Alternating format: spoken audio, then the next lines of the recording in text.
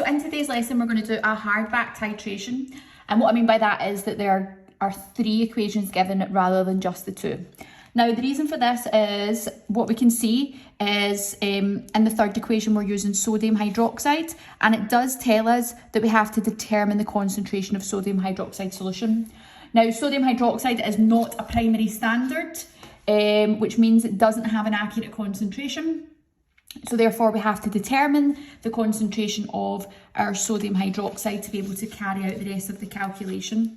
So the first thing that we always want to do is we want to identify the reagents, the reactants at the start. So we've got BaOH2, that's my barium hydroxide, reacting with 2HCl. My ratio is 1 to 2. I then have the HCl, which is left over from step 1, which is reacting with sodium hydroxide in a ratio of 1 to 1. And for my third equation, I've got that sodium hydroxide, which I have to standardise against a known concentration of hydrochloric acid in a 1 to 1 ratio. So we're going to work backwards using the numbers. So what we want to work out first is the concentration of the sodium hydroxide.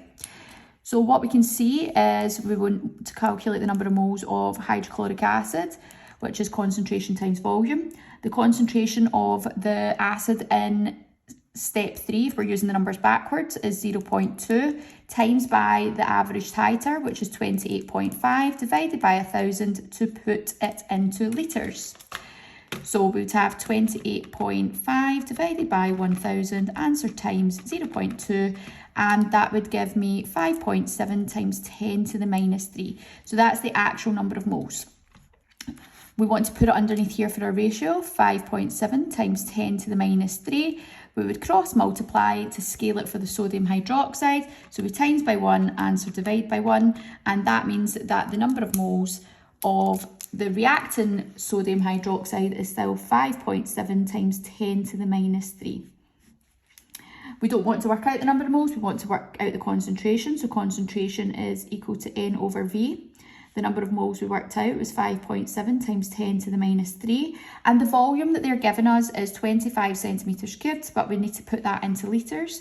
So divide it by 0.025, and that will give me an actual concentration of 0.228 moles per litre. And that there would get you 1 mark for calculating the correct concentration of the sodium hydroxide.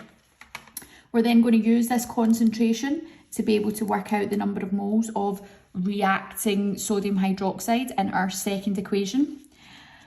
So we would have N is equal to C times V. The concentrations are carried through, so that's 0.228 times by the average titer that they're giving us in equation 2 is 10.9 divided by 1,000.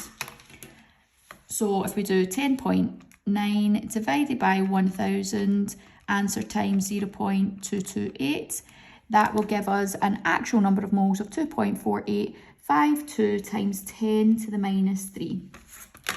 This is the actual number of moles, so we're going to use this to scale. 2.4852 times 10 to the minus 3, and if we were to cross multiply that there to work out the excess HCl, we would times by 1, answer divide by 1.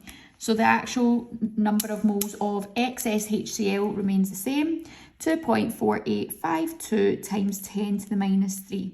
Now that's my excess. What we can see in this question is we're not actually scaling for a standard flask.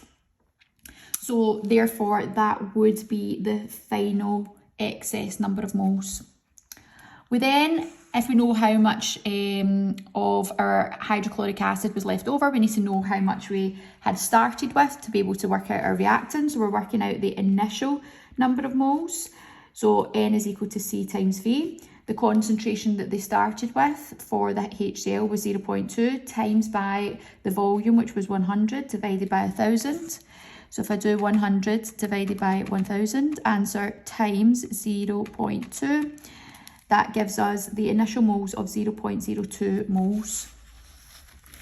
Now, to work out our reacting number of moles, we have the initial, take away the excess, and that would leave us with our reacting number of moles that we would use to scale. So our initial number of moles we just worked out was 0.02.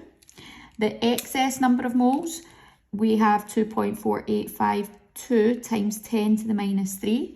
So if I put that into my calculator, minus 2.4852 times 10 to the minus 3, that will tell me that I have got 0.017148 number of moles which have been reacting.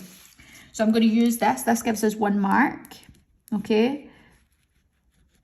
And I'm going to use this as my scalar, 0.017148, and I'm going to cross multiply to scale for the number of moles of reactant barium hydroxide. So to do that, I would times by 1, answer divided by 2, and that would give me 8.7574 times 10 to the minus 3. The question wants me to work out the percentage purity of the barium hydroxide. Barium hydroxide is a solid. We can see that because they're given as a mass. So therefore mass is equal to N times GFM. The number of moles we carry through is 8.7574 times 10 to the minus 3 times by the GFM. So to work that out, you need to do bod mass. So you do the brackets first. 16 for oxygen plus 1 for hydrogen multiplied by 2, as both of those are found in a bracket. Plus we have to look up the barium, and barium has a relative atomic mass of 137.3, which means my GFM is 171.3. So if I times that through by 8.7574 times 10 to the minus 3, that will give me a mass of 1.5000, so I can round that to 1.5 grams. It wants us to work out the percentage purity, so that's percentage is equal to mass over sample times by 100. The mass is 1.5, the sample size we were given was 1.65, times by 1,000 to put it into percentage. 1.5 divided by 1.65, answer times 100, and that will give me a percentage purity of 90.9%.